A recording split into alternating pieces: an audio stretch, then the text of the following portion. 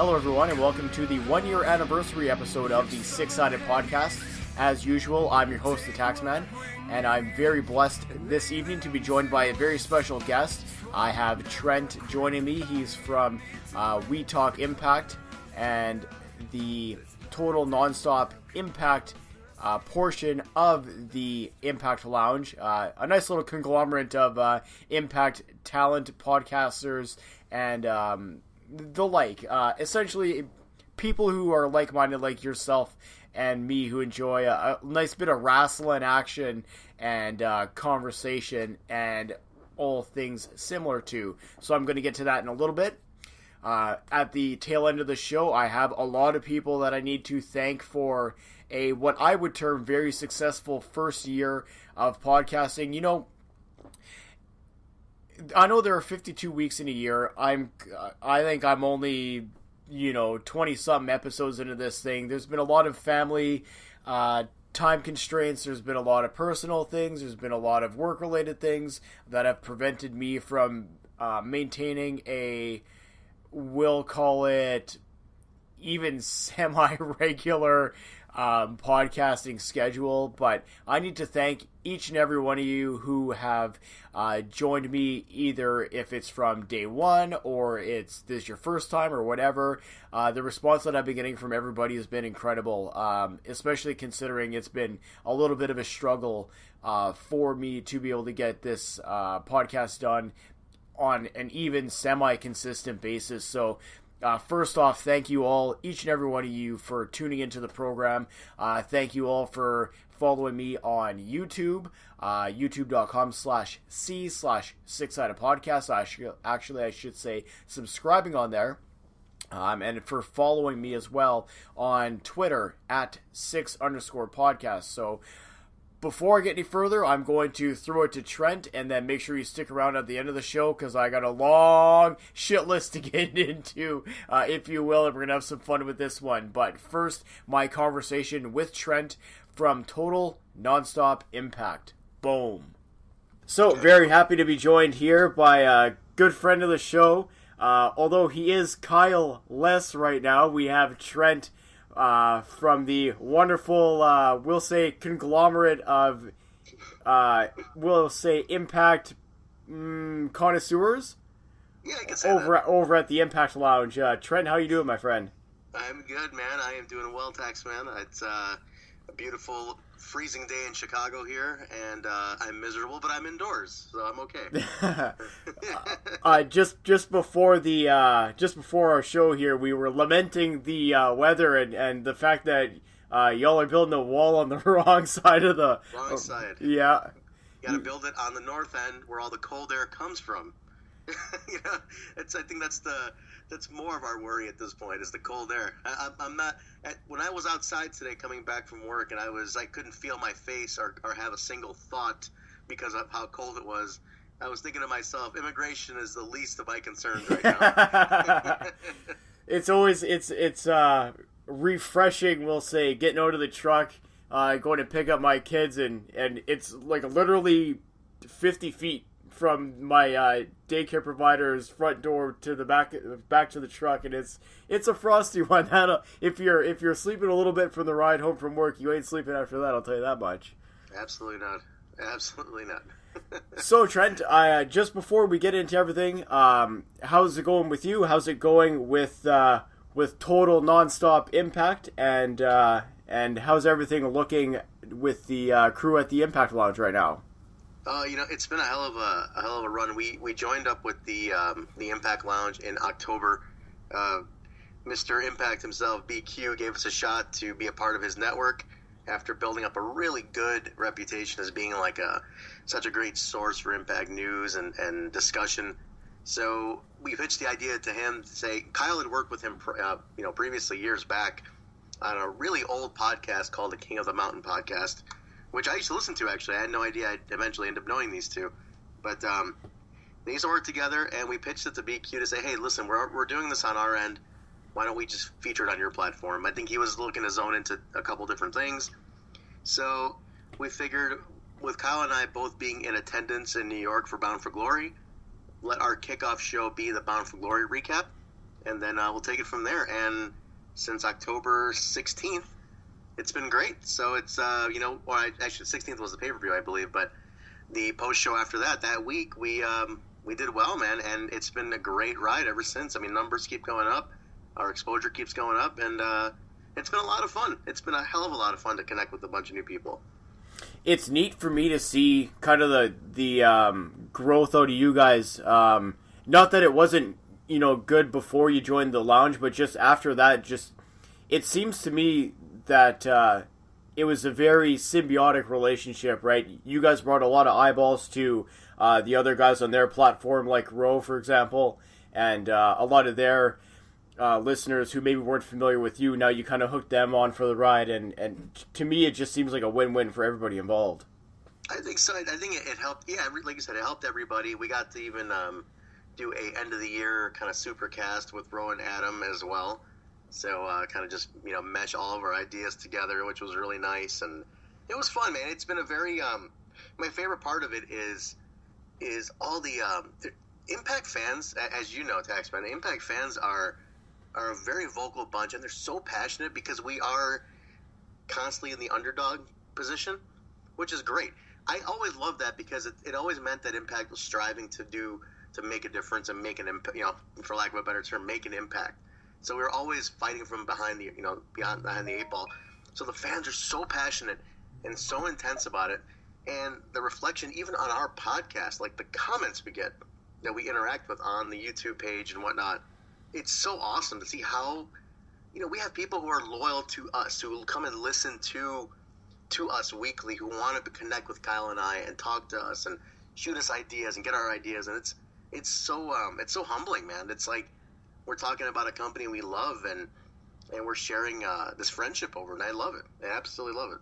See, I think for myself, and obviously I can only speak for myself, there's not a bunch of multiple personalities in there, believe it or not, but what I really enjoy about your show is just, it's the laid back vibe of it, of just, Impact, like legitimate Impact fans talking about their enjoyment of the product, not all of the, the clickbait material, if you will, or not trying to push a narrative and not trying to force views or whatever. It's just, here's what we like with the show, this is why we like it, and let's have a conversation. And that's what I really get a kick out of listening to you and Kyle for that very reason. Or I know that he was previously dubbed Carl, if anybody missed that one, which that was a tremendous faux pas as well. But yeah, just those are my takeaways from your guys' show, and that's why I really enjoy listening to you guys, and that's why I'm very happy to have you on the program tonight. Thank you very much. That really means a lot, and Kyle is, or Carl, I'll tell that story in a second, but Kyle is, he comes from a world of, he's very, very passionate about morning zoos and morning radio. He's a huge Howard Stern guy. He loves the morning radio talk show format. I do too. In Chicago, where I live, it has completely died. Zoo radio is dead. Our last bit of it, we had a very famous host named Mancow, who was really popular for a long time. Mancow came back, in a zoo format, and didn't last long, and it was gone. And after that, it's pretty much it's dead in the water. I love that stuff. I grew up on it. And Kyle, as young as he is, I always say he's like a young old man, because I forget that he's nearly like 12, 13 years younger than me, but he's almost more seasoned than I am. He's like into stuff that's like beyond even me, and I'm into old stuff. So it's mind blowing to me sometimes. But we wanted to just do like a morning talk show style for Impact, with the sound bites and bagging on each other, but yet bringing it back into discussion, and I love that part of it. And to me, that is fun. It's just it's a nice ride to take for an hour and a half or 2 hours, whatever it is. But on that note, let me tell you about the Carl thing, since you brought that up. This is so. If anybody hasn't heard this story, you're gonna love this one. Well, so I'm friends with Rich Swann, current X Division champion, and he there was a show here called Warrior Wrestling. And Warrior Wrestling is more of a showcase type of show that happens out here in Chicago, way out in the burbs, not in the city.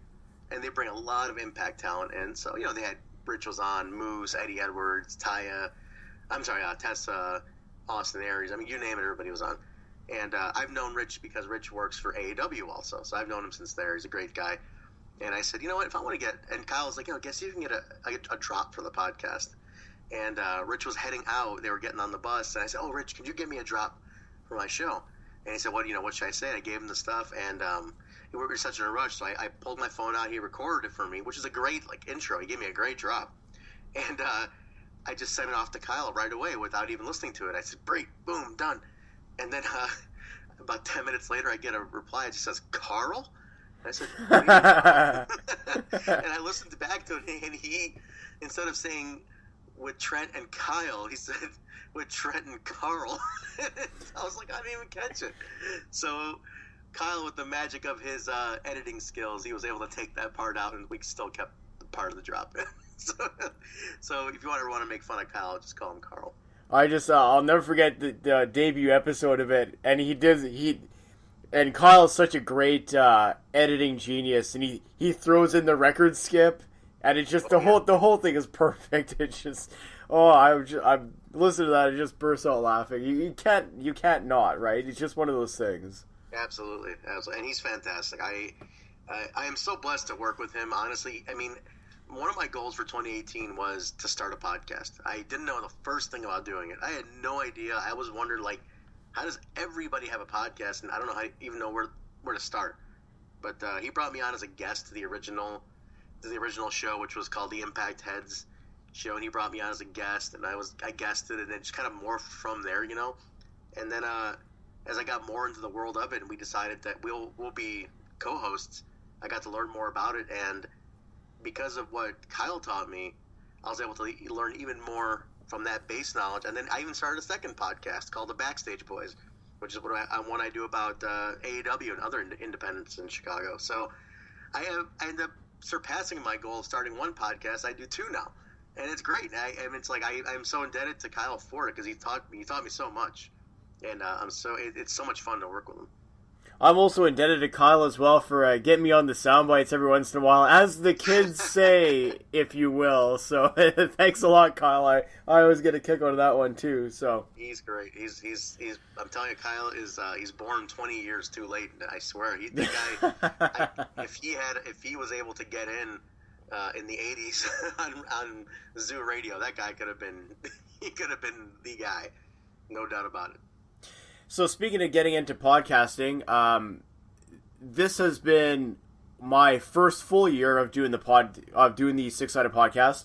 Very nice. Not that it's I've definitely not done anywhere close to 52 episodes. Just with my personal life and everything else, it's just like I have a hard time finding time for it all. But it has been very interesting for me because with doing the podcast, I'm able to focus a lot more on Impact Wrestling in terms of on-screen presentation, as well as what's going on in the news. And I'm sure that you're the same way, Trent. Absolutely. And for myself, because it's my 1 year anniversary, it's also the anniversary for the new management team of Impact Wrestling. That would be Scott D'Amore, Don Callis, and Ed Nordholm. That kind of three-headed lion, if you will. Good way to put it. Yep. So I'm curious. What are your thoughts? We're gonna kind of rewind back to January of 2018. Kind of what your thoughts and expectations were at that time. I'm curious to see what you think of the growth or not of the company currently, and what you'd like to see in the future. So we'll just start with rewinding it back. See, if I was Kyle, I would have some sweet rewind sound going there, but like the tape rewind. Yeah, exactly. So if you're listening to this, just imagine that going on, and then I'm sure Kyle's gonna cut a promo on me and your guys' next show. But so we'll do a quick rewind here. So January 2018, this new regime takes over. At the time, we have our champions. We had Laurel Van Ness was the Knockouts Division champion. We had Eli Drake as your world champ, and we had, I believe, Moose was the Grand Champ, if I'm not mistaken, at the time. That was still a belt. And Yes. I can't remember who the X Division champ was at that time. I want to say January last year. January last year. I want to say that was it Trevor Lee? Yes, it was Trevor Lee because they had just finished that run against Andrew Everett when they split up that tag team. So Right. obviously the cast of characters has changed quite a bit. So what did you think when it came out that these three were going to be leading the charge with the company, and what were you kind of expecting or looking forward to with the announcement of these three taking over? So the thing that I feel a lot of fans, especially Impact fans, tend to a habit they fall into is with any regime change, any new person coming in, they think it's Jesus coming to town and he's going to save everything and everything's going to be well by next week. And Yes. you can't do that. That doesn't work for any business.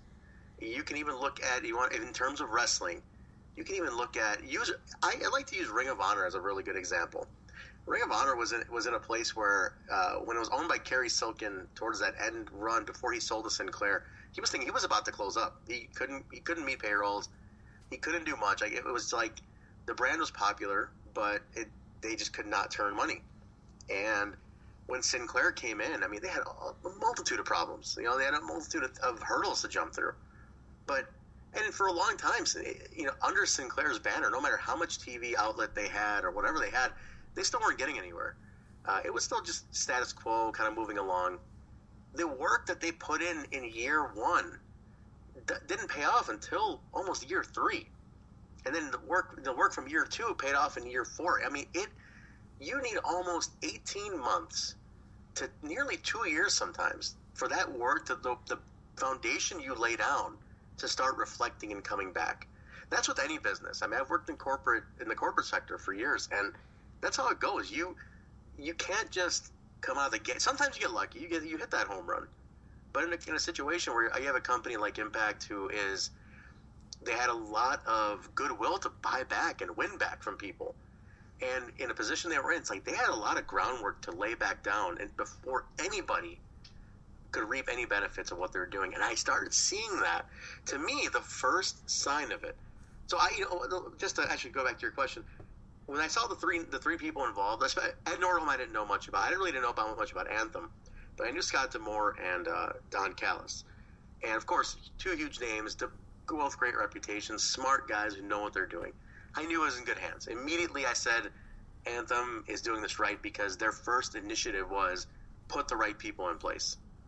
You put the right kind of people in place. They knew they're not wrestling people. So let's get wrestling guys to run this. And two smart guys who aren't just bookers, they're businessmen. Don Callis and Scott D'Amore own businesses. They know what they're doing. Sharp guys who have a lot of respect in the industry. So I knew right away, okay, we're set. It's going to be a while, but we're set. I started noticing, and I work for AEW Pro in Chicago, which is one of the bigger independents in the country. And one of the things, and this might sound funny to people, but this is where it really hit me. One of the things that Trevor Lee used to do when he would come wrestle for us, he would come out, and a heat spot for him would be, I'm a TNA wrestling superstar, and everybody would boo, screw you, right? It was a heat spot to say you worked there. So-and-so, I'm going to be on Impact Wrestling on Thursday night, and everybody boos, fuck TNA and all that stuff. And I noticed, we ran a show in a town called LaSalle, Illinois, and I'll never forget when that regime started to really kind of gel, when he started, I think it was right about Redemption, which would have been March, if I'm not mistaken. March or April, when Redemption happened, the Redemption pay-per-view last year. That would have been, end of March because I had right? Yeah, that's right.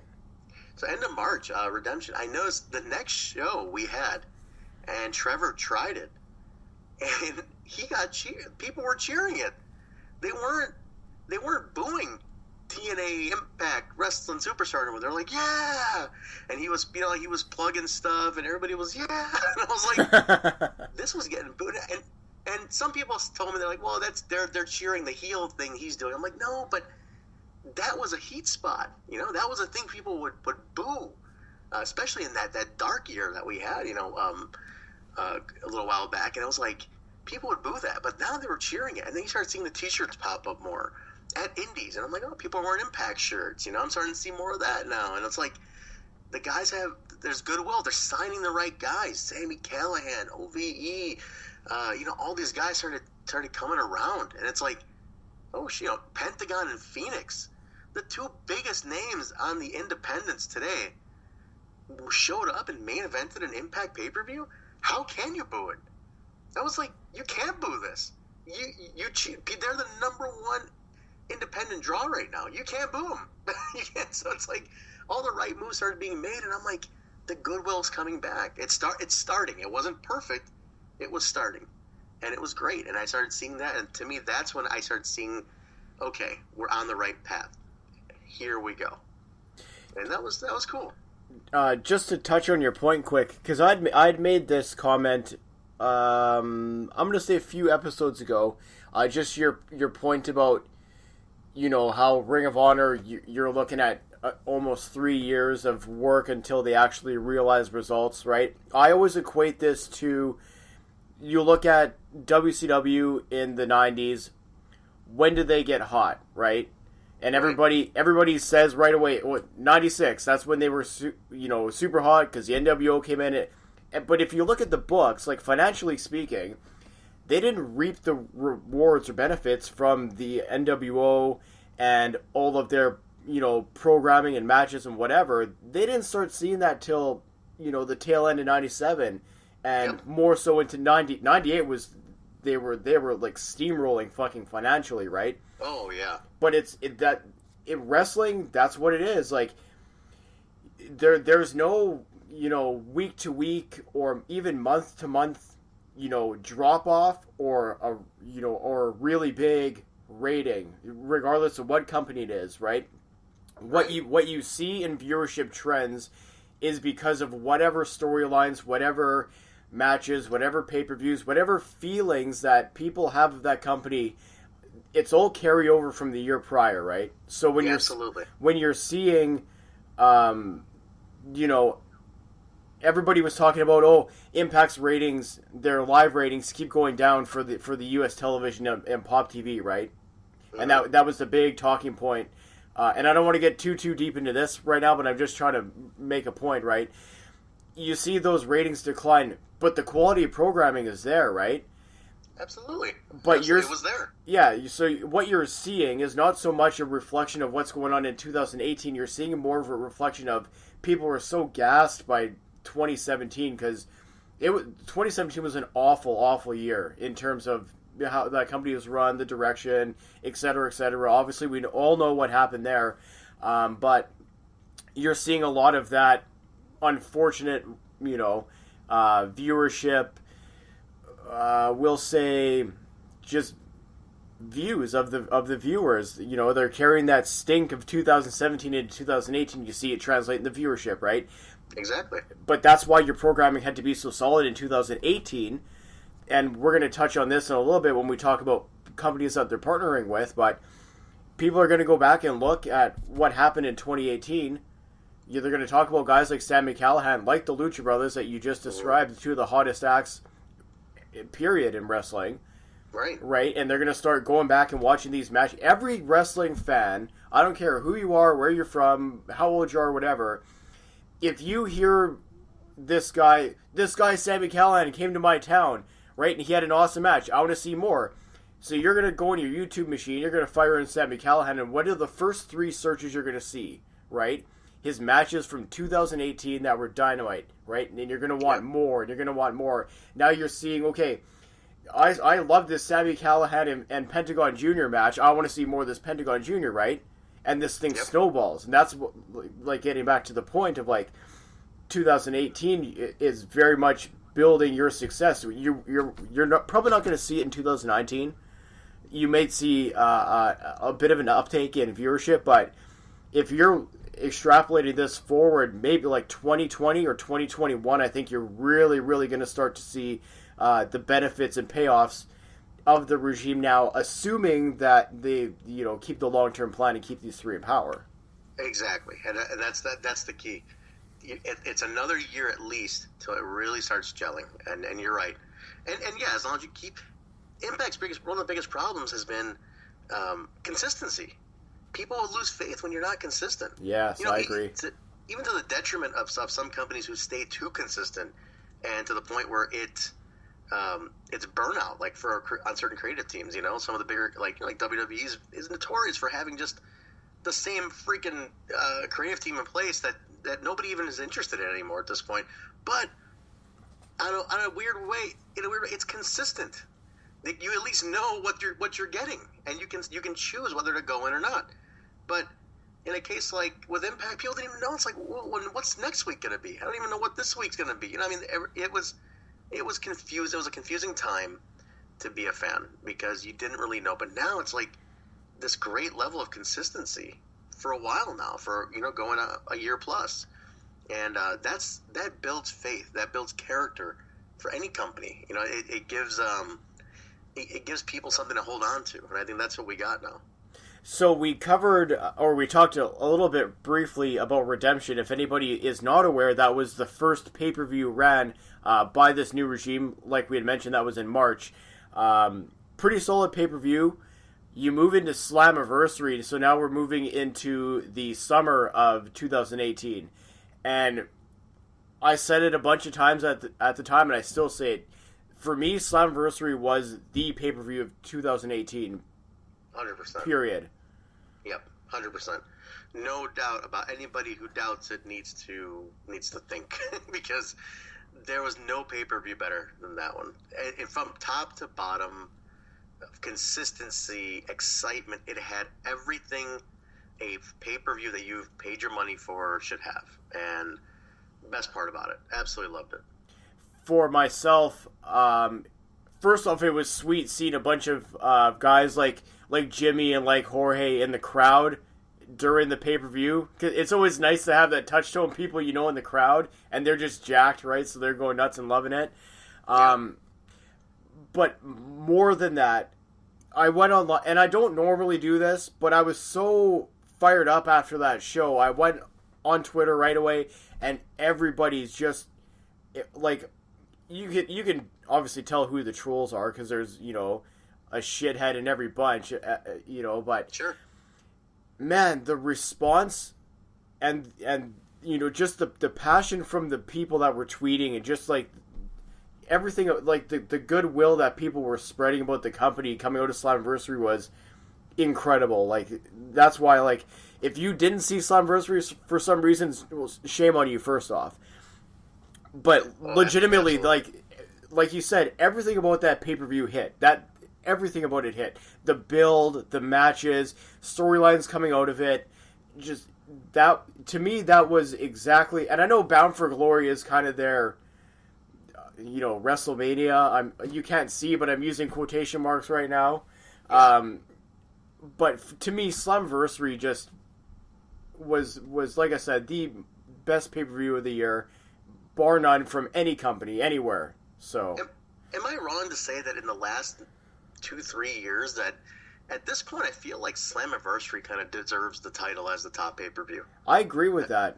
I went to Slam 16 and 17. I've attended both in Florida, and I watched 18 on pay-per-view, and I'm like, I just feel this is the one that gets the more that special feeling comes from Slammiversary to me. I love Bound for Glory. Don't get me wrong. I've been to, I think, 3 of them, and I love Bound for Glory. But I've always felt more special at Slammiversary. I don't know. Maybe I feel like they should market that as the top one instead of Bound for Glory at this point.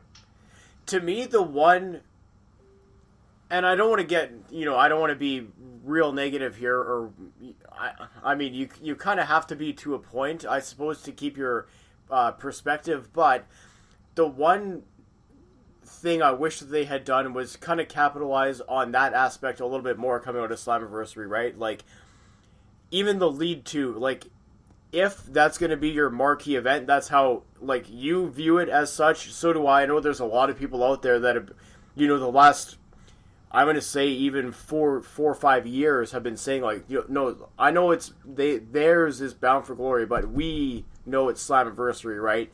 That's the one that the fans kind of see, more attention to detail, more, more star matchups, more just everything, right? Kind of building towards and building out of Slammiversary a lot more than Bound for Glory. Why they wouldn't kind of position that as like, people are expecting a big show, let's make it like let's position it promotionally speaking as a bigger show. So that's the one criticism I do have coming out of it. But like, to me it almost seems like they were kind of caught off guard by how well that show was perceived by fans. I'm not sure if you felt the same thing or not. I think so. I totally agree with you. So I don't know. I feel like it's follow the trend, right? I mean, what your fans are thinking is where you should kind of go with this at this point. Like, let's not try to change the narrative. Let's follow the fan thought on this one. So clearly, we had a hot summer, both in terms of weather and action in the ring. Very well transitioned us, I should say, into October when we had Bound for Glory, which you were in attendance for. Yeah, I sure was. I was there. I went to New York. That's where I met Kyle in person, which was great.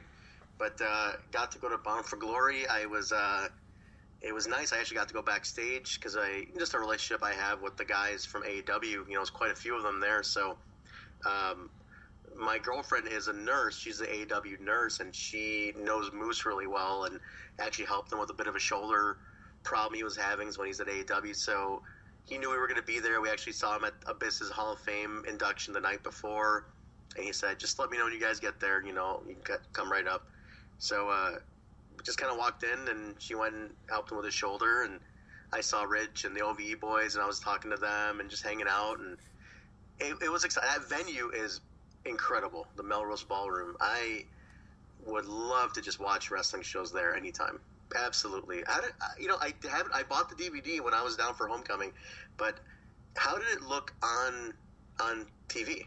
I've seen the clips, and I saw the episodes of Impact, like the subsequent episodes from the TV tapings. But how did the pay-per-view come off on TV?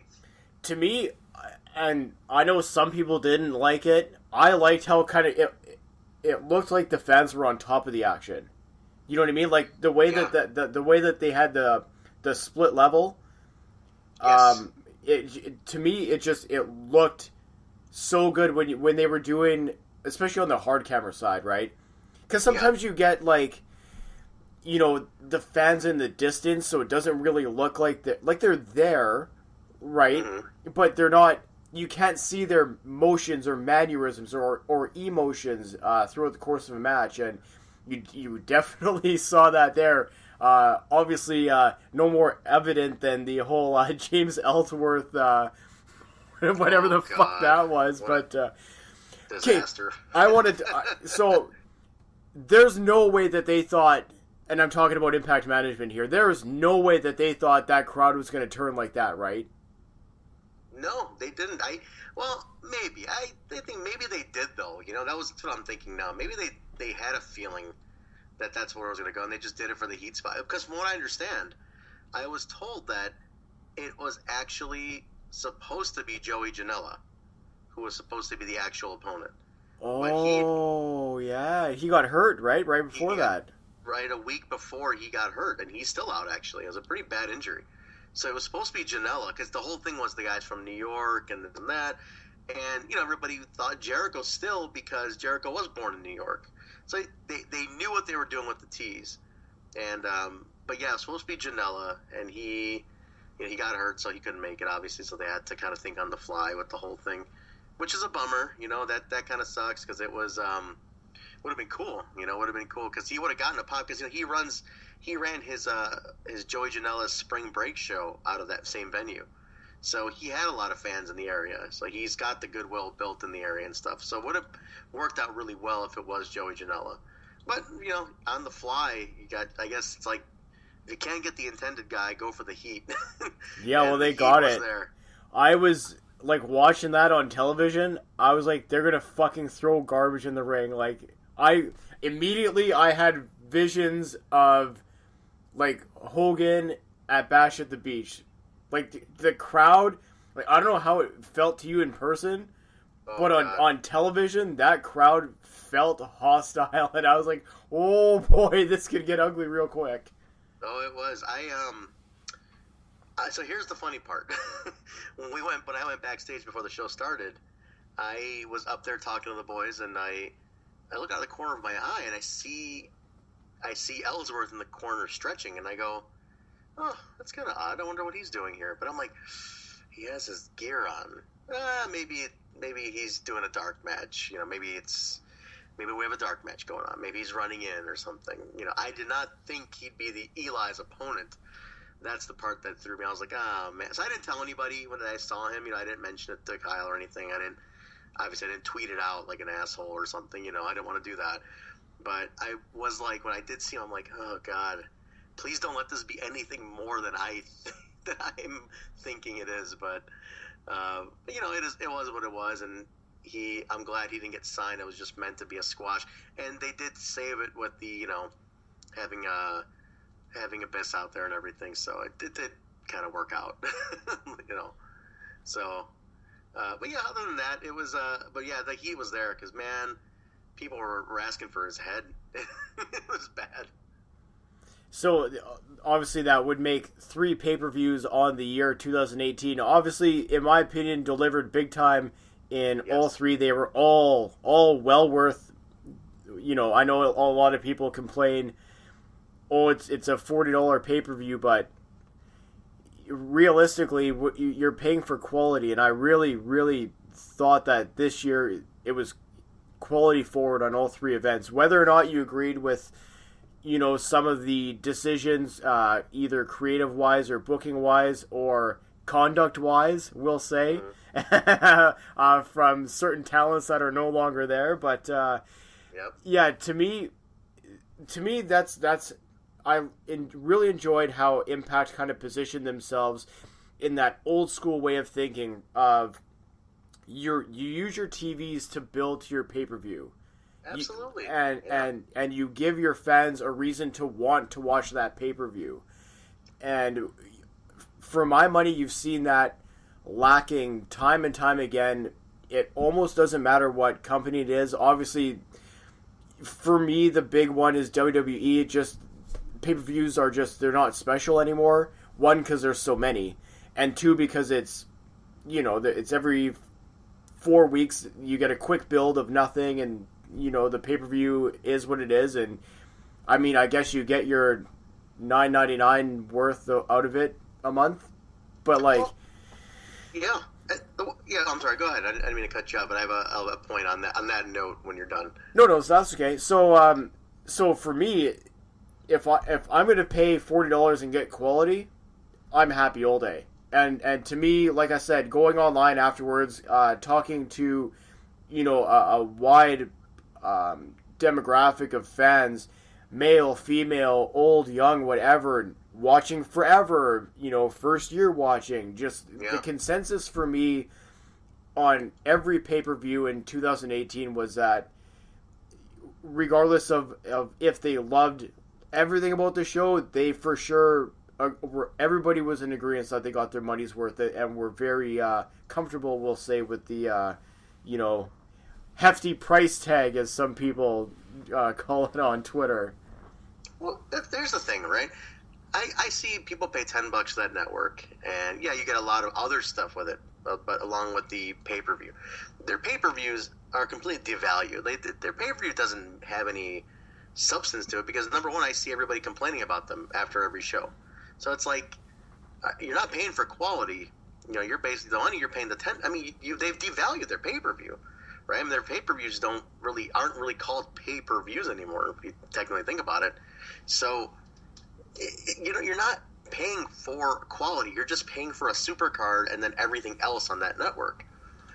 But when you're paying $40, you're paying $40 to get a great show. Like, you are paying for that said product. And like you said, I'd rather pay $40 and get a phenomenal show, and rather than just pay a bunch, $10 a month. Yeah, I mean, look, you can also do that too. You can pay $10 a month and get the entire library and everything. That's great. But if the company I'm invested in, hey, if I'm paying $40 for a 3 months of build, I feel like that's worth it, because especially if they deliver on that $40. There's no argument. That's legitimately, I couldn't have said it any better myself. They delivered on that. I'm hitting that, the confirm button to pay on my cable to buy that pay-per-view. I know that I'm going to get my $40 worth watching that pay-per-view because they've changed the perception, because they've changed the attitude, because they've realistically changed, almost the expectation of fans. Now you're going into a pay-per-view looking forward to and almost expecting a great show because they've delivered 3 consecutive in 2018, and it really makes you look forward to. Obviously, we're now ahead of ourselves in 2019. We've just had Homecoming, but case in point, you're setting yourself up now. Okay, I paid $40 3 times in 2018. It was dynamite every time. Mm-hmm. I know for sure I'm buying the next one, and then when that one is good, do you think you're stopping there? You know what I mean? It's just it's building that goodwill. Like you've given me good faith to say, look, you delivered, and the last time I spent $40 on you, you delivered for me. So next time you have a pay-per-view coming around, I'm in. You've got my good faith. Now, yeah, you might, if you tank one, if you're only doing 3 or 4 a year and you tank 25% of it, well then yeah, guys like me are I'm such a loyalist that I'll buy it anyway.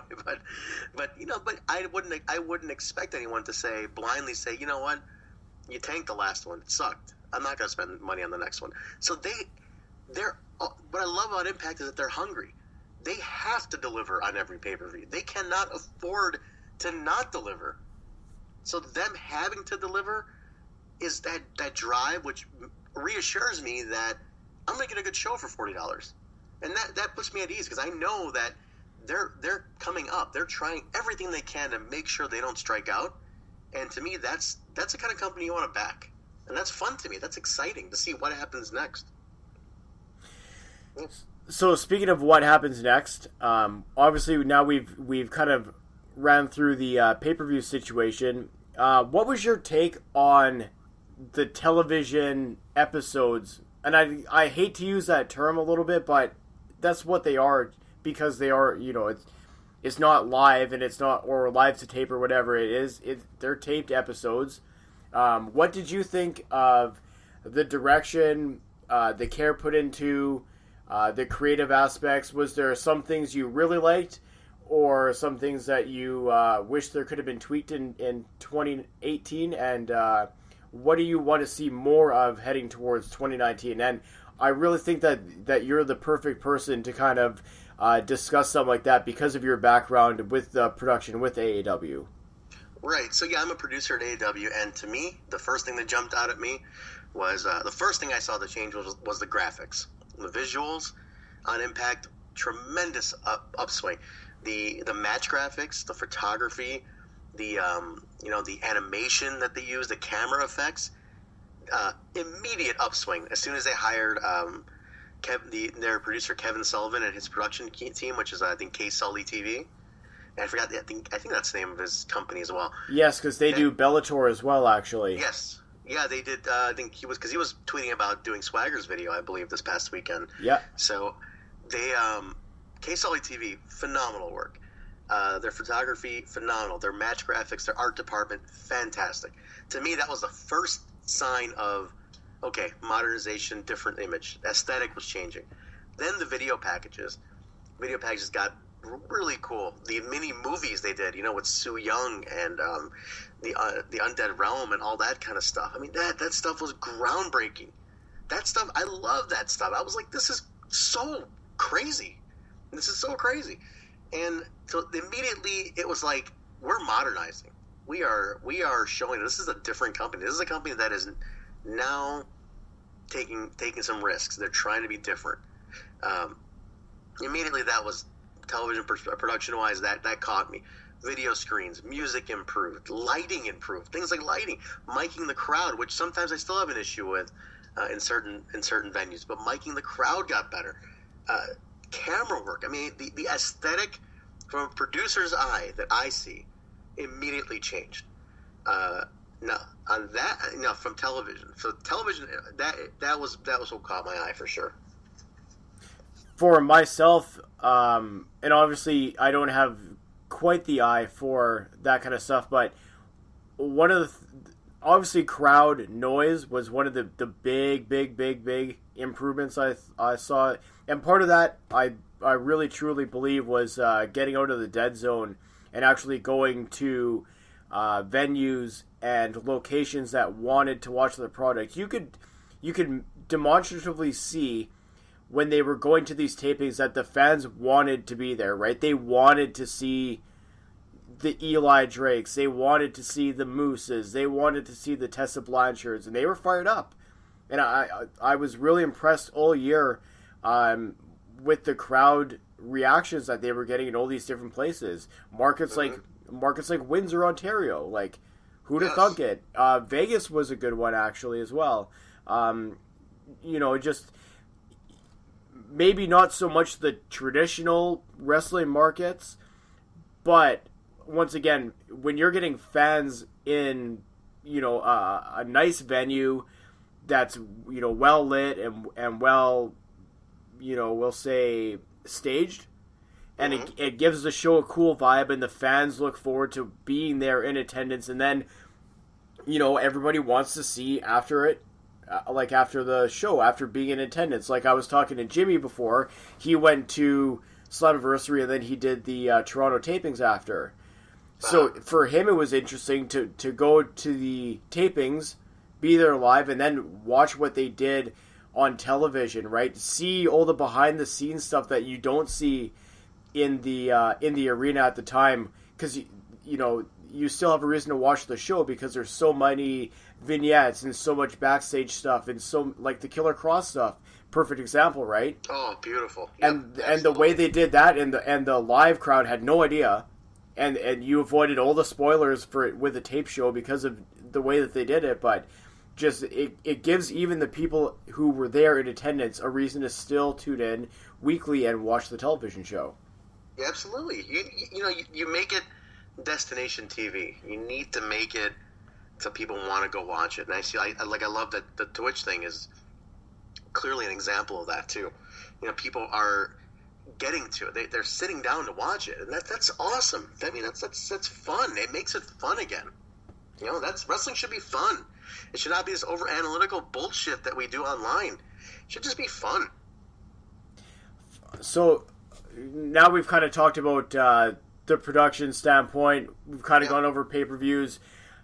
I'm going to talk about the elephant in the room, and I have a couple of points that I would like to get over with this, but I want your perspective, if you will. So, sure. Clearly the news came this year that Impact's relationship with Pop TV was over, and they were moving to Pursuit. Now, that day that they announced the move to Pursuit, nobody in their right mind can tell me that, nobody cares about Impact Wrestling, because Pursuit was all of a sudden, I think it was the number 3 trend in America, which it was incredible considering President Fuckstick there did something stupid that day, so that grabbed all the headlines. But my point is, there was a lot of buzz going into the deal with Pursuit, and then they announced the Twitch channel. So obviously we are fast forwarding into 2019 now.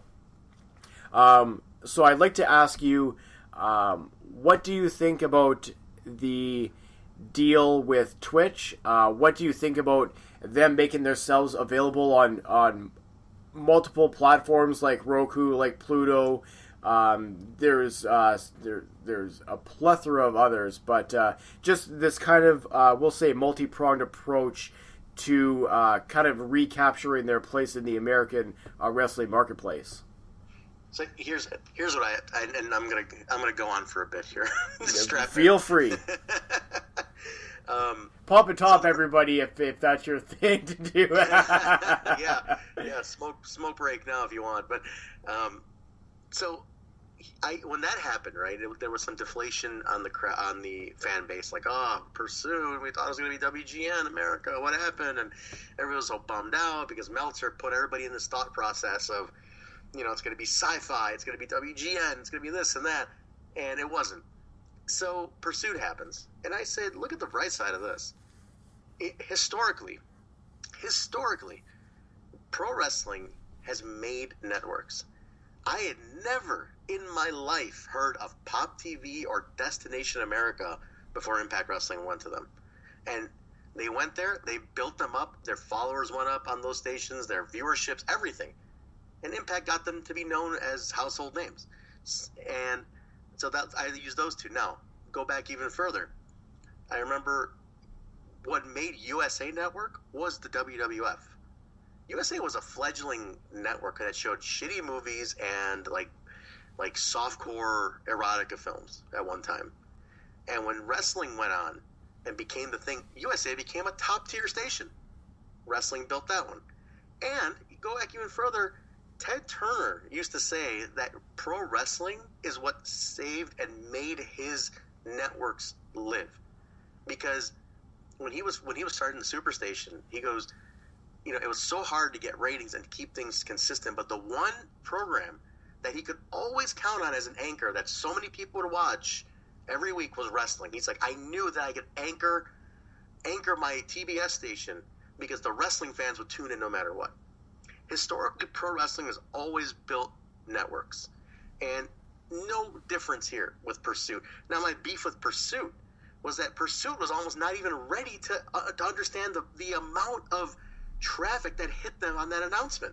It was none of their websites were updated, their social media wasn't updated, they didn't do anything to field the announcement at all, which I think was a huge detriment. It looks so shitty that Pursuit, whoever was in charge of their social media, was not up to date on when that announcement was happening, because that reflected bad. It made Impact look even, it made the drop look even worse, because it's like, oh, you were going to a station that doesn't even know you're going there. And that bothered me as a fan. I said, God damn it, you guys should have coordinated with Pursuit to make sure that they knew to field this, and their banner should have reflected it. Their social media should have reflected it. It shouldn't have been a post 2 days later that said, we know, sorry guys, we didn't expect all the amount of traffic. We'll have something to show this and that. I mean, it was such BS. The ironic thing is Pursuit's owned by Anthem. It's like that was a huge drop of the ball by somebody. Now, that part aside, the Twitch deal is phenomenal. The deal with Pluto TV, phenomenal. All the other partnerships deals that they have are great. Twitch being the biggest one because they had started the Twitch channel. I think was it about a year-ish ago that they started doing Twitch. Am I wrong? I want to say it was well after the new regime took over. So I'm gonna say that they started Twitch right before Redemption. A little after Redemption, maybe? Was it after? Because it started with the one night only. I know that much. So yes. maybe you're right. Maybe it was right after Redemption. But so we're Oh, I know because it was maybe I'm wrong, but the WrestleCon show was the first thing broadcast on Twitch. Yes, you are. That's actually correct. Yeah, that was the Impact versus Lucha Underground. Yes. So that was okay. That puts us at April, right? And I remember one of my friends is a big Twitch guy, and he was telling me that they signed to be a Twitch partner, which is huge because they get featured and things like that. So they would just run the bank, they would just run the a 24/7 stream. It was cool because I would just throw it on sometimes in the background and say, old TNA's on, that's cool. I'd have that GWN was being pushed at the same time. A lot of outlets for footage is being pushed out. But then when this Pursuit thing happened and people were a little bummed out, I don't get Pursuit at all. I requested it with my cable provider, but I haven't gotten it yet. I did the same thing for Pop. I remember when they announced Pop, my cable provider didn't get Pop, but I requested it and they added it about 2 months later. So that does work, folks. Anybody listening to this, when they say call your cable provider, that does work because I did it for Destination America and Pop. And all you got to do is ask them, because if enough people do ask, actually it doesn't even take that many. As long as they know there's programming that people are going to go to, they'll add that station on. because it worked for me. So, but the Twitch partnership, which was announced, I think, at Homecoming, because they didn't. Here's the funny thing, Taxman. They did not announce it to the live crowd. I was in the crowd. We didn't get that announcement. I got a text from a friend that said, "Holy shit, Twitch every week," and I was like, "What are you talking about?" So then I found that out. It was kind of weird. Sorry, I don't mean to cut you off, but just on that aspect of it, it was. And I know a lot of people were questioning why they did it on the pay-per-view and not the Impact before Homecoming. First off, the reason for that is because a lot of these cable networks, you have a certain amount of promotional rights that you retain because you're selling your show in syndication because it's a tape program to that provider, which was Pop TV. So you're only allowed a certain amount of external, we'll say, promotion, right? And a lot of it doesn't. That's why you don't see television shows promoting their YouTube channels or their I want to say, extra media, Daily Motions or whatever anybody uses, right? Because they're not allowed to. You're only allowed a certain amount of promotional materials during your program. Part of that is because your program is not supposed to be advertising things for your program. And the other part of it is too because they sell commercial space. Yes. Right? So commercials are advertising, right? So commercials are advertising for the network. Well, the network doesn't want you to advertise during your programming when they could be advertising during your programming. If that's clear as mud, I don't know, but that's why they weren't able to come out with that announcement before Homecoming. But Makes sense. During the pay-per-view, they kind of slow played it, and again, I'm not sure that maybe they didn't expect the amount of we'll say positivity from the fans about it, because they said it and it blew up on Twitter immediately. Oh yeah, I mean Twitch is huge. I didn't realize how big it was until one of my associates at AEW would talk about it and tell me look, we need to get AEW on Twitch and this and that. And I didn't realize how big this goddamn thing was until I found out that Amazon bought them. And I'm like, wait, Amazon owns this thing now? I'm like, this is huge. And it is amazing. That platform is phenomenal to me. I mean, it is incredible. So, sorry, I don't mean to cut you off. No, you're fine. So, I had never been on Twitch before. I downloaded it I want to say about a week after they made the announcement. I downloaded it the day of the first simulcast of the Impact on Pursuit and Impact on Twitch. And at that time, they had 48,000 followers. So we are now, 2 weeks into it? No, we're a little bit more than that, right? About 4 weeks in?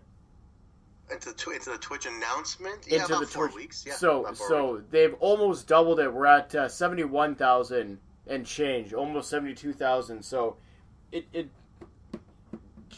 furthers the point I was making about just how I'm not sure that they thought that there would be as much of a positive buzz about it as it. Maybe that's why they didn't announce it to the live crowd. That part is baffling to me a little bit, but.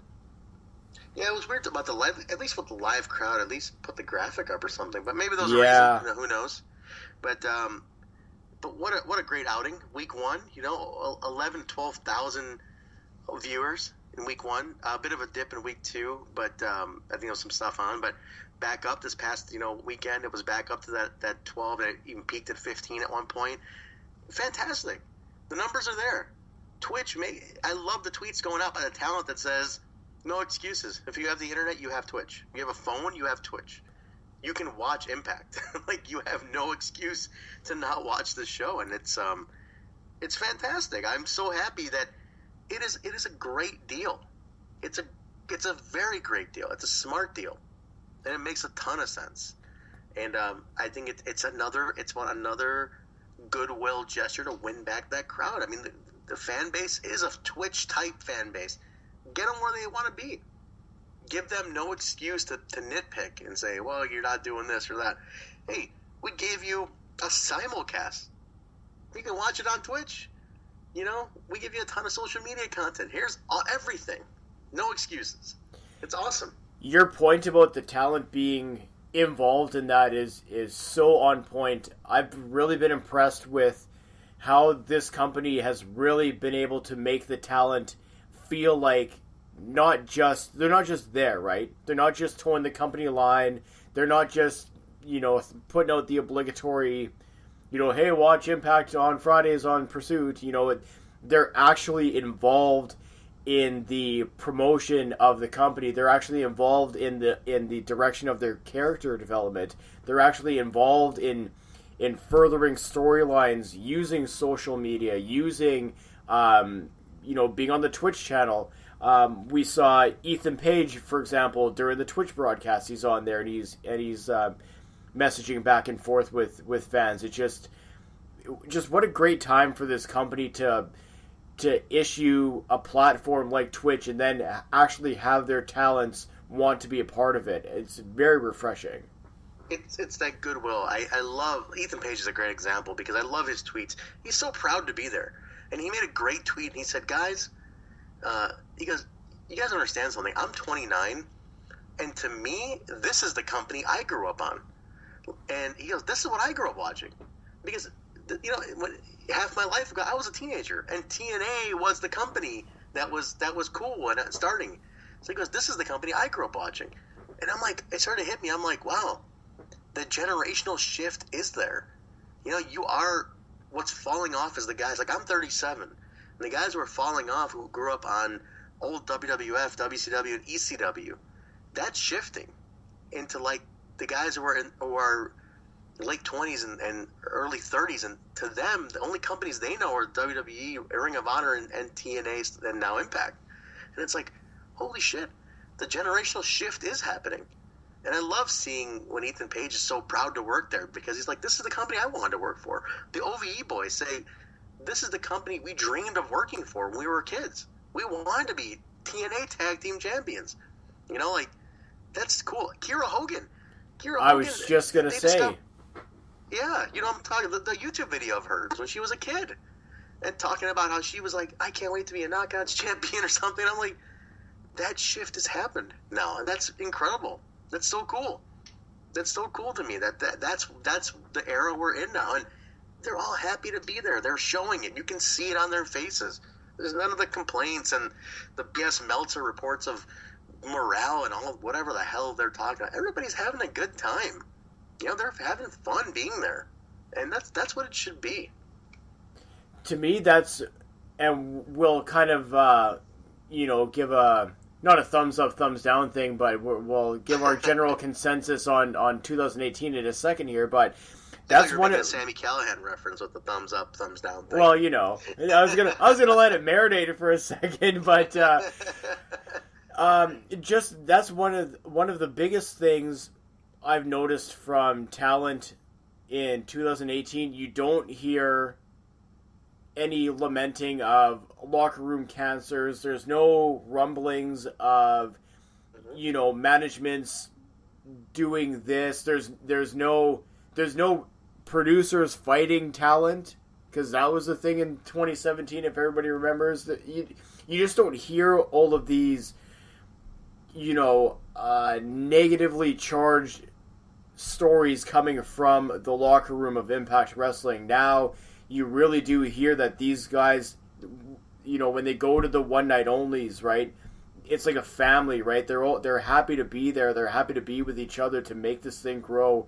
You can see it, like I said, in the Twitch chat rooms. You can see it on Twitter, because wrestling fans are not stupid by any stretch of the imagination. You can tell on Twitter when somebody's being sincere and when they're just, you know, saying something because somebody paid them to do it, right? There's a big difference, and you can honestly tell the sincerity from a lot of what these men and women are saying about Impact Wrestling and about their journey with Impact Wrestling.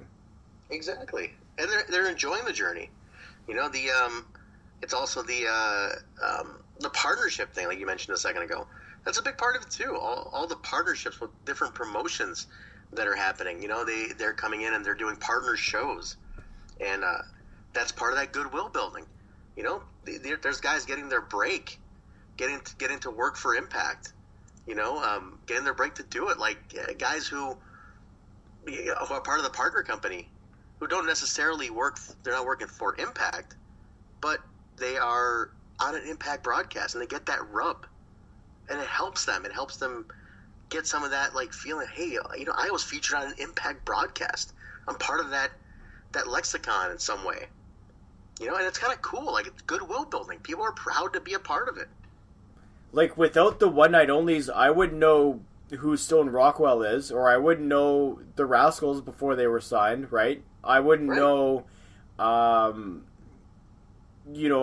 of the backstory about KM and what he does in the independents, what he runs and everything else. Like, I wouldn't know this, right? If not for the one night onlys and the partnerships that they're running. Right, you wouldn't be privy to that information. Now, obviously, if you're somebody like my friend Michael Larkin, who's a goddamn walking encyclopedia of wrestling, he would know all of this and more, and be able to lecture you for hours on it. But like for the I would call myself the average fan, right? Yes, you're exposed a little bit to people on Twitter, but not to the magnitude that you are with the one night only shows. Right. And the one night only shows really gives you an insight of, like, who's out there. Like, man, there's some talent out there. Like, we should get them on our show. What the hell? It's great. It's a great insight to the business, and it's good. It's good rapport building for fans, for the promotions to get that rub. I mean, it's one of my biggest sore spots and sources of contention with AEW that I keep telling them. I said, guys, we need to do a partner show with Impact. It's silly we don't. I mean, the damn roster is pretty much, it's like 80% the same roster at this point. We should do a show with Impact. And, they're good friends with our owner. Danny Daniels was a former wrestler, a very, very great accomplished wrestler. If anyone is familiar with him, I highly recommend looking him up. But Danny Daniels is a very respected wrestler in his own right, and back in the day. Pretty much wrestled everybody you can imagine. And, is good friends with D'Amore. Scott D'Amore and him wrestled together. They wrestled each other. I saw D'Amore in New York for Bound for Glory at a business retirement, and I said, hey, I'm Trent, and I work for AEW. I'm one of Danny's boys. And he's like, oh, my God. He goes, Danny, oh, jeez, how's he doing? How was the show last night? He knew everything. He's like, can you tell Danny to call me, please? Please tell him to call me so we can do something. And I told Danny, I said, God, Danny, they want to work with us. And he's like, well, I have my reasons, and we're doing our thing, and whatever it is. But, it's something I've tried, but they don't want to do it. But, my God, it's like, I look at it like, take AEW, who's one of the biggest independents in the country. It's one of the top-tier independents, like a Defy or Beyond and PWG and whatnot. And it's AEW, one of the top-tier ones. And the average one-night-only partner show, let's say you get between 3,000 and 5,000 people watching it, and that's another 3,000 and 5,000 people, 3,000 to 5,000 people who are going to be exposed to your product. Like, what's the harm, And think about all those promotions that didn't have that before. Now they have 3,000 to 5,000 more people who know they are. I've learned about promotions because of one night only, and I'm thinking, cool. I hope their gates all went up because of that, because they got some exposure. Again, good rapport building, Exactly, and it goes back to my point that I made way back at the start of this of, like, you watch a one night only, you see somebody you've never seen before, right? Then you're going on YouTube and you're watching more, right? It's just the snowball effect is there. The one night onlys for me is a perfect way to be capitalizing on it, capitalizing on the goodwill and the actual good nature of promotions opening their doors to other promotions and other talent saying, hey, let's do something here, let's make this special. Absolutely. It's wrestling today is all partnerships. If you look at it, everybody's partnering with everybody. Everybody's working together. The only God damn it, even the WWE is working with the other smaller independents. Well, I mean, we all know them with the intention of they're going to put these guys eventually put them out of business. But yeah, let's not fool ourselves. I mean, people they might shit on me for saying that, but historically, that's what they do. They partner and then they take it over. That's kind of their business model. But at least for now, I mean, they're sending guys to Evolve and they're sending guys here and there and they're partnering. It's like, damn it, if they're partnering with people, there is no limit on partnerships nowadays. People are doing partner shows, and it just builds closeness. Impact's going to be doing a show with House of Glory in New York, and over WrestleMania weekend. So it's like, hey, that's the way it is now, and we have to. That's how you kind of get that trust back. People start seeing Impact Wrestling with House of Glory. Say, hey, all those House of Glory fans, you might have had a couple of haters in there. Now they're like, well, shit, if House of Glory likes them, I guess they're cool with me too. Yeah, exactly. And it puts eyes on both products. It's smart business, and I love that Anthem is all about that. Ed Nordholm's a lawyer by trade. He was a lawyer. The guy knows how to deal with people. He knows how to position relationships. I mean, that's what the guy does by craft. He's a relationship building guy. He knows how to talk to people. This is the Anthem method is to bridge two different sides together, and that's showing now. It's clearly showing now. So obviously we had mentioned or prefaced 2018 with a very dark and dreary 2017 for the company, and I'm not fixing to dwell on that very much, but I would like to know just 2018, your thoughts as a whole.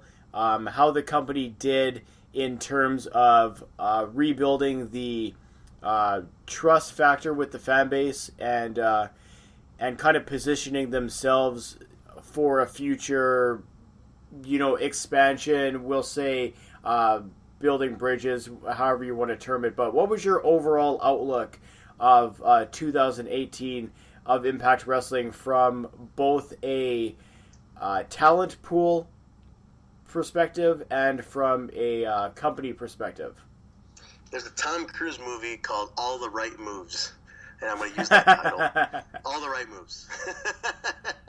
All the right moves were made. I think talent signings, partnerships, TV deals, streaming deals, whatever you want to call it, TV production, you name it, office moves. I mean, real quick, just to touch on it, Sanjay Dutt and Abyss departed the company. Shocking. The Abyss one was shocking. I also started thinking about it, saying, okay, the guy's been there going nearly 20 years at this point. So, hey, do something else. It's fine. It's good to change up creative teams. When they told me who they replaced them with, I was like, holy shit. I mean, it's like Conan, Tommy Dreamer, and Raven. 3 of the most creative minds in wrestling. Like, that's amazing. And I'm like, again, all the right moves. If you were going to replace those guys with somebody else, boom. You just replace them with 3 of the most insane minds in wrestling out there. It's like, again, they just keep making the right moves. They keep making the right rapport. And I think that it's all the right moves sums up 2018 for me. What they did in 2018 will pay off by 2020, like we said at the beginning of the podcast. And I think it's well on its way to really kind of day by day getting more and more of it back.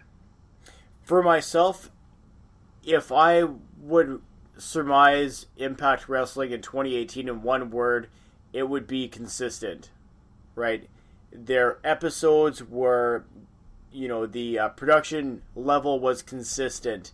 The in-ring action was consistent. They consistently delivered on pay-per-views, and they consistently did above and beyond aspects to draw fans into watching the promotion, whether it's with the one night onlys, with the partnerships, with traveling for tapings and everything else in between. So yeah, for me, just 2018 was a very, very in a company that's had so many inconsistent years, a lot of negatively consistent years. Just the way that they went about 2018 was very positive for me, for myself, and just to jump on your point there about Abyss and Sanjay Dutt moving on. I know right away, and it sucks that it happens, but it does. Everybody jumps on the negative aspect of it, of like, oh, I can't believe Abyss will leave, and it's 20 years, and this was home, and whatever, and I might get whatever for this, and it's fine. You send your hate tweets to @6_podcast, it's fine. Legitimately, did they move the needle enough for the company during their tenure there? Debatable, right? Right, debatable, exactly. But now you're bringing in, and I just met Tommy Dreamer a few weeks ago at a CWE show here in Winnipeg, and that dude is like, if there's working in wrestling, and then there's working wrestling, two vastly different things, and this guy was actually, he came into Winnipeg early. He had tryouts for 4 individuals, 2 from Winnipeg, Tyler Colton, and I want to say, I'm going to get his name wrong. I'm going to say it wrong, but Flash Gordon. Anybody who's seen him wrestle knows who I'm talking about. And then there was a gentleman from Minneapolis and one from where other one. So he actually flew into Winnipeg early, tried out all 4 of these guys. They're all going to be appearing for House of Hardcore in the near future. Actually, it might be during that during the partnership with Impact Wrestling, which would be super interesting, especially for a guy like Tyler Colton. But I digress a little bit. So he gets there early. He does all this. Then he wrestles that night in front of a hot crowd. Like there's hot crowds, and then there's a hot Winnipeg crowd, and brother, it was something else. And I got to meet him for a little bit, had a couple of words with him, and you cannot quantify how much a guy like that brings to your company, right? A guy like Conan brings to your company, a guy like Raven brings to your company. These are guys who have been with the hottest companies at the hottest times in the hottest angles. Right? Absolutely. You cannot find that type of experience, exuberance, and wherewithal just on the street. You cannot get that in wrestling, and just the fact that you have these 3 guys now, it just with the mix that they have is a perfect storm for myself. Absolutely, and it's. And it's also we need to kind of shed the final bits of skin of the old TNA, right? Yes. Sanjay and a bit were the last 2, really. I think the only guy left of that last regime is Bob Ryder, but he's backstage. He's in his office. Otherwise, everybody's gone, man. Like they are out of there. Referees, even. I mean, the old TNA is gone. This is now 100% Impact Wrestling. And maybe Gail Kim, let's say, but she transcends so much, being how much she does for the company. It's like, but otherwise, man, everybody, this is Impact Wrestling now. You needed to shed the skin. How much more could Abyss do? What else did you need at that point? What else was left? You got to shake up creative teams after a while. Yeah. It only works if you shake them up. So it's a great move. I think it's fresh. It'll feel fresh.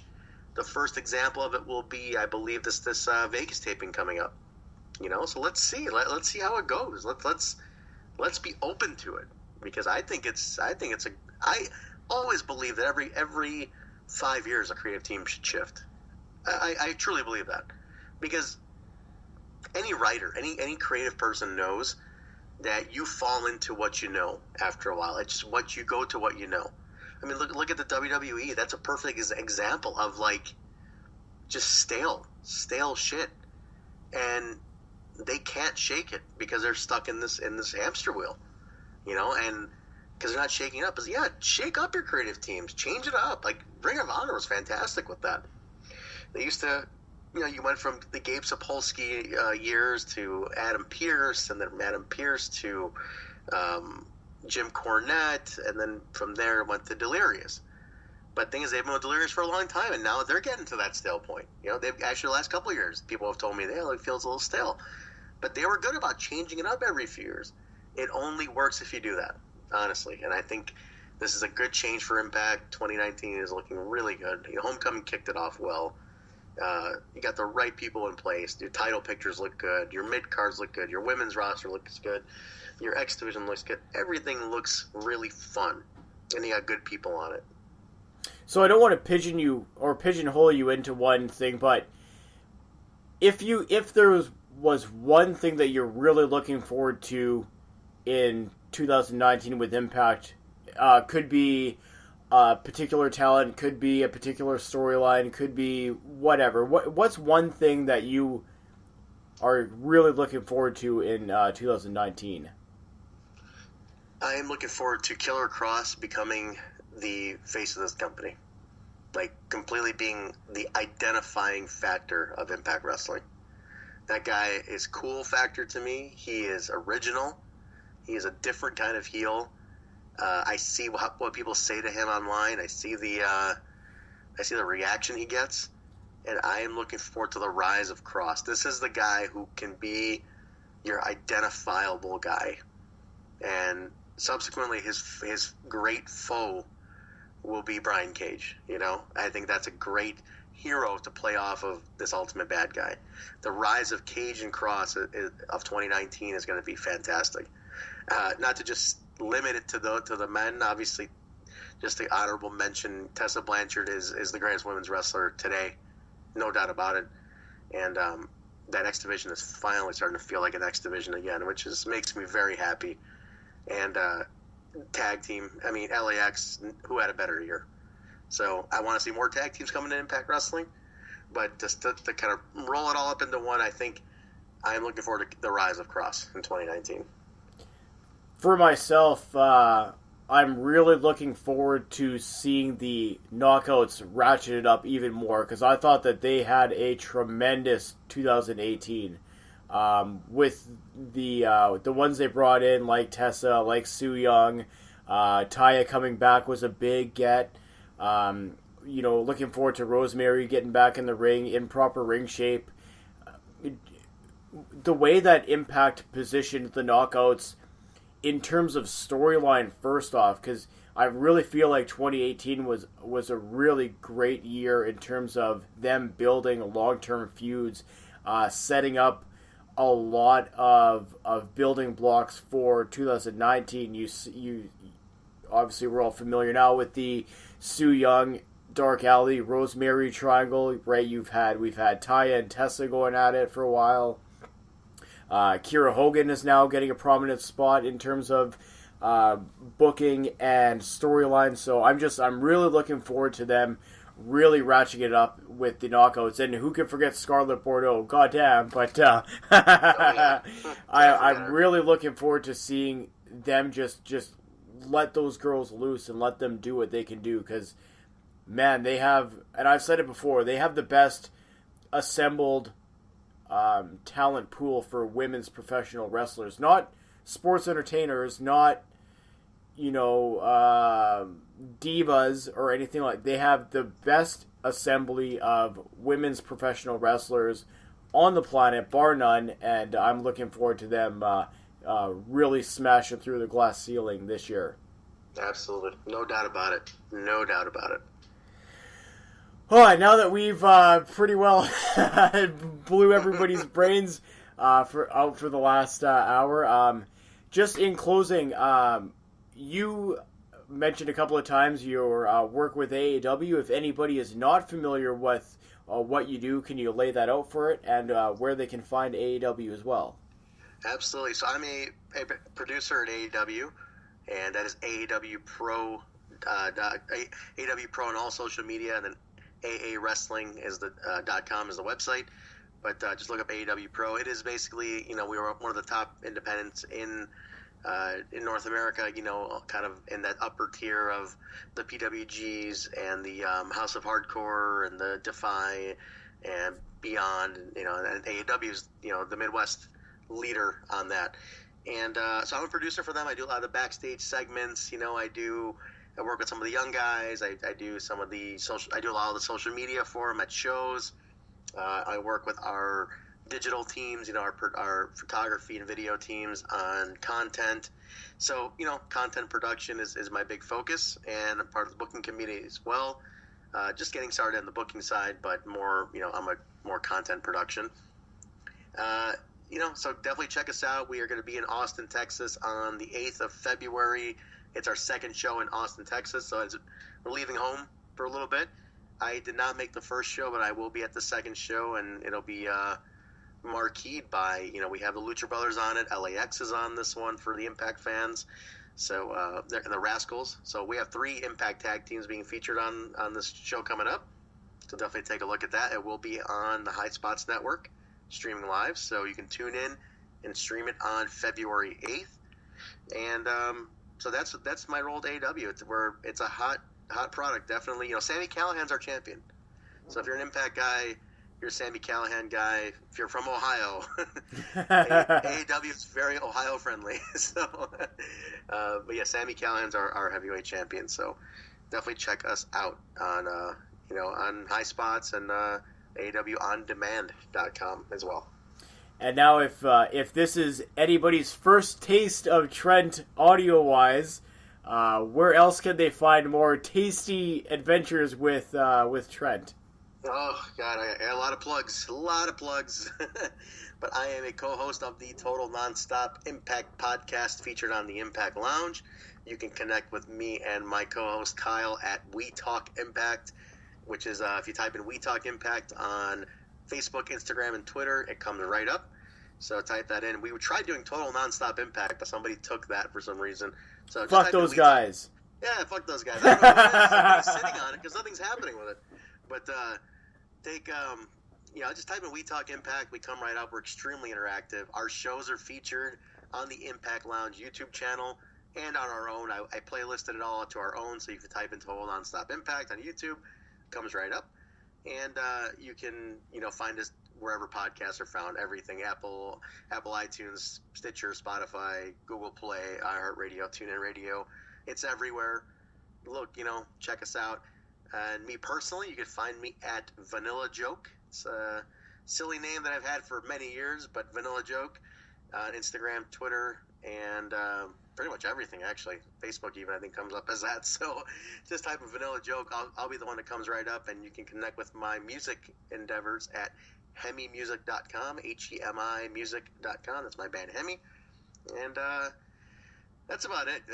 If I keep going, I have other plugs too, but Jesus. You can also check me out on the Backstage Boys podcast too. That's another podcast I do that's independent wrestling based from a production standpoint. So take a look at that. Connect with me. I'll give you even more links if you want to connect with me online. I have tons of stuff going on. So when you go and connect with Trent, tell the tax man sent you, and pick 5% commission. Yeah. Well, if I'm using Scott Steiner math here, if I take 5%, I had 33% of that 5%. By the end of it, you'll end up owning all my social media. Yeah.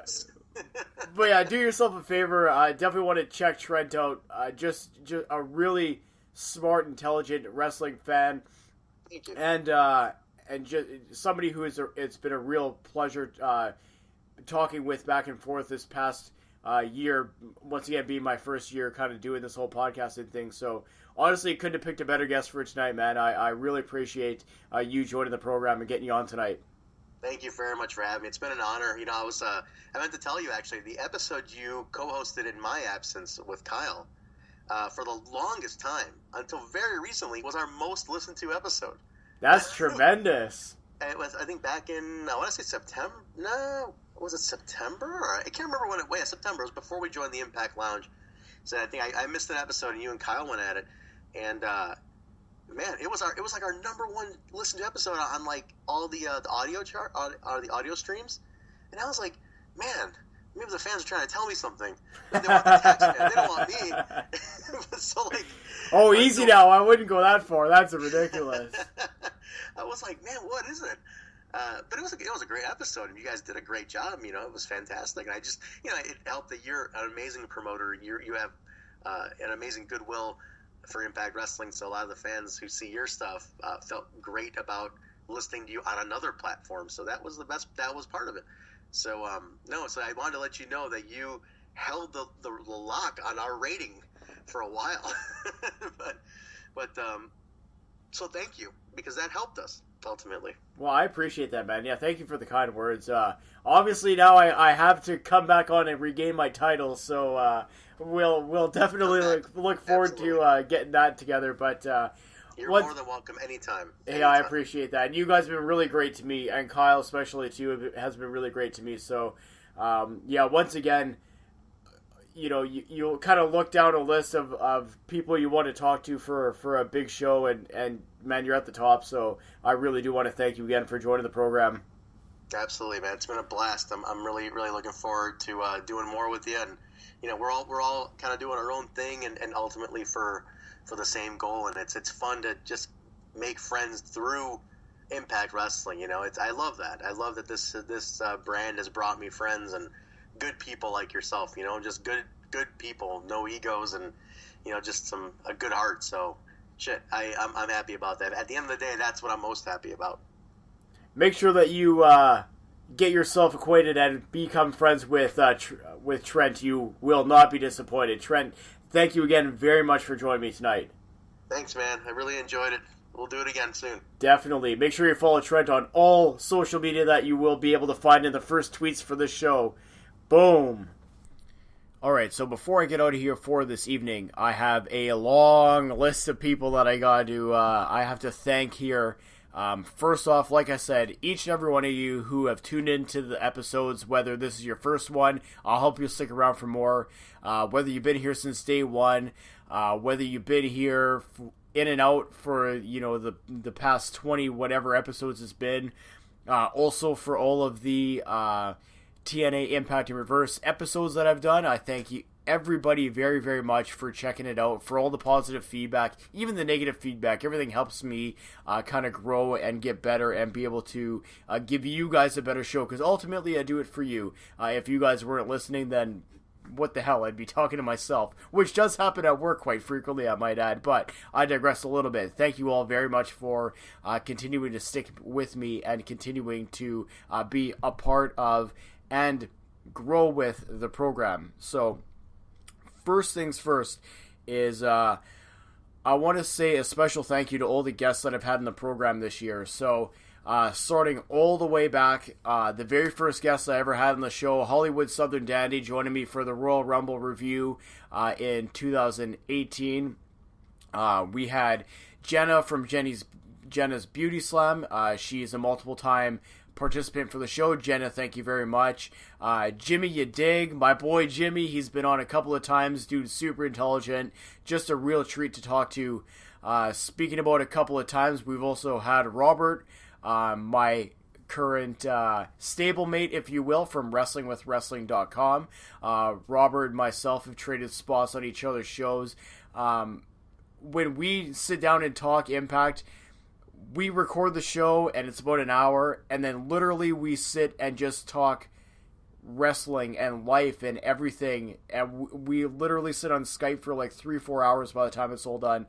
He's just one of these just genuinely nice guys that you just want to have a great rapport, a great relationship with, and that I have with Robert. So Robert, thank you very much for being a part in the show. Same thing can be said for my good friend Michael Larkin, legitimately the walking encyclopedia of wrestling knowledge. The dude is so knowledgeable and so in tune with all different aspects of wrestling, whether it's the big companies, small promotions, a big ICW fan. But anyways, Michael, thanks a lot for joining the program the multiple times that you have as well. Every time that I had you on the program, man, I learned a ton. Also, a couple of special friends that I had on the show, Kyle and Trent. Trent, obviously, you just heard. Kyle, I had him on. I've been on his show. I'm looking forward to getting my title back, Kyle. You guys got to have me on. I got to regain my title. But thank you guys very much for everything that you've done for me. Personally, I know Kyle's been putting the good old Taxman sound bites in a lot of the programming, and I get such a kick out of it. And my daughter L'Oreal knows, because you guys will show, or you guys will run a clip, and she just knows it's my voice, and she always laughs about it. I got to record that one of these days for you. Speaking about special guests from all the way across the pond, from Cork, Ireland, I cannot forget about talking about my friends from Just Because Wrestling. I had them on to do a Slammiversary pre-show. Legitimately had the worst run of luck with Skype crashing. My mic was having issues. My computer crashed and yada yada yada. But they stuck with it. It was a grind, and they were honestly two of the most professional people that I've ever talked to in almost any aspect. They were so courteous and so great with me, and I really did appreciate everything that they did for me in terms of joining me for that program. And I still got to make it on yours. I know the time difference sucks big time for us, but we will make that happen in the very near future. So once again, Just Because Wrestling, thank you guys very much for getting me hooked in Ireland. Who'd ever thought? Taxman in Ireland. There's a thing, eh? I also got to thank a couple of platforms. So Wrestling World and the Daily Smart. You can find them both on Twitter. They are two wrestling news websites that promote the show, so I'm very happy to be a part of their promotion. And the newest one, obviously, as most of you know, the Six Sided Podcast has joined the Pulse Podcasting Network. So I believe there's close to 60 of us, different podcasts from wrestling, sports, including basketball, football, fantasy sports. There is pop culture. There are movie reviews, just everything under the sun that you could possibly think of in terms of pop culture, sports, or wrestling podcasts. You will find on the Pulse Podcasting Network. You can download the Pulse Podcasting Network app for free on Android and iOS. Just simply search for it, Pulse Podcast Network. Once again, that's a free download. When you download it, make sure that you shoot them a message on Twitter. Tell them the Taxman sent you, because it would really mean a lot for me personally if I can kind of make my mark on that podcasting network. And I would be remiss to thank one of the coolest guys throughout this entire year of podcasting, and that would be Mr. Andre Corbeil himself from WrestlingWithWrestling.com. He was really the first guy to kind of give me direction, some insight, some help, some guidance in doing the program, both in terms of the podcast and with the TNA Impact and Reverse shows that I've been doing. He's just been great for support. I know he's not on Twitter anymore, but make sure that you subscribe to Andre Corbeil on YouTube, because he does some great independent and, even the big company interviews with some of the top stars. Dude, just super intelligent, super knowledgeable, really done wonders for me, and for, as well, putting me on the WrestlingWithWrestling.com website. Was honestly one of the highlights for me in 2018. I never thought that, little old me would be just, on a wrestling website and shit like that. It's cool, man. Like, I don't know. This past year, and once again, it's been a little bit hard for me to get some, sort of consistency out of everything. But it's been a blast for me to just do this program, to interact with tons of people. There's so many on Twitter that I've had great conversations with over the past few years, or over this past year, I should say. People like Fantasia, like Autobus Maximus, like Misery Eater, like, goddamn, like Dennis and frickin' just everybody that I've been talking to. Like, I know maybe I'm kind of fumbling over myself here, and this is probably a shitty way to end the program, but, like, honestly, you guys all mean so much to me, and like I said, I've said it a bunch of times. I'm probably just beating a dead horse at this point, but honestly, the whole reason for me doing this podcast is because I enjoy doing it, and I enjoy giving you guys a product that you can have fun listening to, and you can have fun being a part of. So I know I haven't said it in a while, but if you ever want to be a part of the program, if you want your views expressed, if you want to join the show like Trent did with me tonight, you can obviously get in touch with me on Twitter at 6_podcast. You can shoot me an email at any time, 6sidepod@gmail.com. Please, please, please, if you haven't already, please subscribe to us on YouTube, youtube.com/c/six-sided podcast. And you can also find this podcast on any of the various platforms like Apple Podcasts, Google Podcasts, iTunes, I guess is the same thing as Apple Podcasts, but whatever, I gotta say it. Deezer, Stitcher, Spotify, anywhere you buy, trade, steal, barter, lift, whatever your favorite podcasts, put it in Six-Sided Podcast. Please rate and review me. It would really mean a lot, and I'm looking forward to seeing what we can all accomplish in 2019. So, once again, for myself, the Taxman, for the year that was 2018, for the year looking forward to 2019, for all of you, as I usually leave you, I will ask that you, as always, take care of yourselves and each other. Good night, everyone, and thanks for joining the ride.